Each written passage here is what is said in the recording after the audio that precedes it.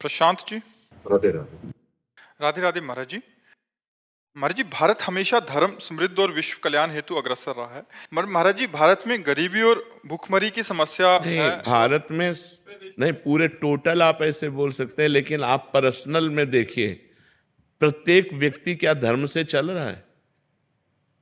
गरीबी है लेकिन 100 रुपया की शराब पी के आ रहा है। आप विचार करो, परिवार में बड़ी समस्या है लेकिन वो व्यभिचार प्रवृत्ति से युक्त है, वो हिंसा प्रवृत्ति से युक्त है, वो गलत आचरण करता है, तो इसका दंड तो भोगना ही पड़ेगा ना। ये धर्मात्माओं का देश है, ये धर्मशील देश है, ये कर्म भूमि है। अन्य देशों को ऐसा नहीं कहा गया, हमारे शास्त्रों में भारत को कर्म भूमि कहा गया है। अब ये विचार प्रवृत्ति कैसी फैल रही है, बॉयफ्रेंड गर्लफ्रेंड, ये कौन पवित्रता का आचरण धारण कर रहा है? सब मनमानी आचरण धारण कर रहे हैं, तो फिर उनको किसी न किसी विधान से अपने कर्म का फल तो भोगना पड़ेगा। तो कर्म भोग इसी में आता है कि दुख है, दरिद्रता है, विपत्ति है और डिप्रेशन है, नाना प्रकार की प्रतिकूलताएं हैं, इसी में तो दुख आता है। तो दुख ही पाप का मार्जन करता है। तो इसलिए अब देखो, पाप परायण कितने लोग हैं, हजारों लाखों पशु काट के लोग खाते होंगे, लाखों की संख्या में खाते होंगे, मुर्गा आदि बकरा आदि हजारों की संख्या में, लाखों की संख्या में खाते हैं। तो क्या ये पाप कर्म नहीं है? तो क्या उसका दंड नहीं भोगना पड़ेगा? हाँ, टोटल अगर हम बोलते हैं तो धर्मशील, शांत, प्रिय और दूसरों का उपकार करने वाला देश है।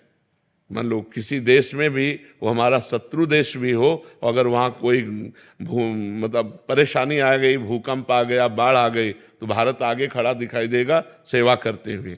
ये हमारे देश का है। लेकिन क्या हमारे देश के अंतर्गत अधार्मिकता नहीं हो रही?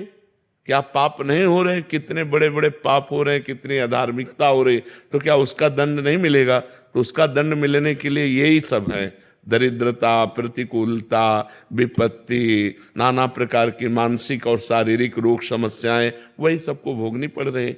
यदि सब धर्मशील हो जाएं, ठीक से चलें, तो सब स्वस्थ रहें, सब आनंदित रहें। लेकिन सब ऐसे नहीं कर रहे हैं। आप खुद देख लीजिए, कितना बड़ा अनाचार दुराचार भारत में भी हो रहा है, तो फिर उसका दंड तो भोगना ही पड़ेगा। दिन भर लेबरी करके 500 रुपये कमाते हो, शाम के शराब पी के जाते हैं।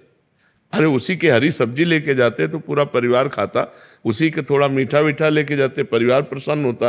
लेकिन शराब पिए और ढंगते हुए ऐसे जा रहे हैं। ये लाखों की समस्याएं हैं, लाखों की समस्याएं, एक की समस्या नहीं, लाखों लोगों की है। भगवान ने तुम्हें दिया है तो तुम अपना मनोरंजन मार करके दूसरे का जीवन यापन कर सकते हो।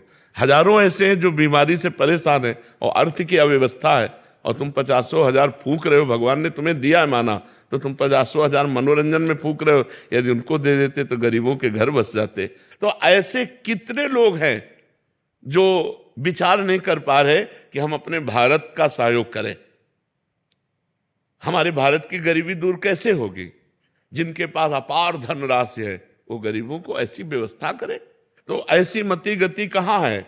तो इसलिए टोटल तो हम कह सकते हैं कि हमारा देश धार्मिक देश है, शांति प्रिय देश है और दूसरों का उपकार करने वाला देश है। लेकिन सब नहीं है, इसीलिए सब भोग रहे हैं, इसलिए अपने अपने कर्मों का फल भोग रहे हैं।